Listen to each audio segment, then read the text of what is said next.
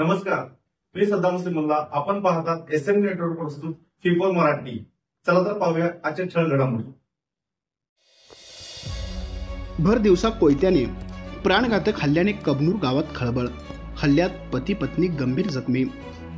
इचलकरंजी शहरालगत असलेल्या कबनूर गावात आज शनिवार दिनांक 20 सप्टेंबर रोजी सकाळी 10च्या सुमारास जुन्या वादातून पती पत्नीवर प्राणघातक हल्ला करण्यात आला.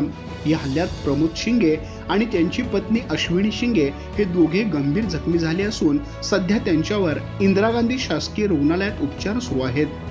प्राप्त माहितीनुसार प्रमोद शिंगे व अश्विनी शिंगे हे दाम्पत्य आपल्या 4 चाकी वाहनातून काही कामानिमित्त जात असताना ग्रामपंचायत कार्यालयाजवळ 4 ते 5 हल्लेखोरांनी धारदार कोयत्यांनी त्यांच्यावर अचानक हल्ला केला.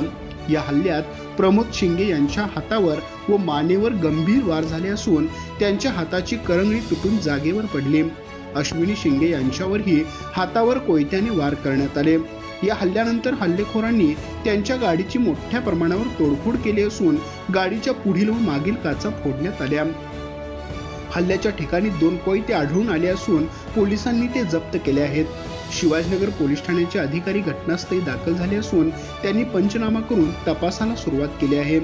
प्राथमिक तपासानुसार जमीर मुल्ला, आयर्न मुल्ला व इतर 2 जणांनी मिळून हल्ला केल्याची माहिती समोर येत आहे. शिंगे व मुल्ला यांच्यातील जुना वाद या हल्ल्याचे कारण असल्याचे समजते.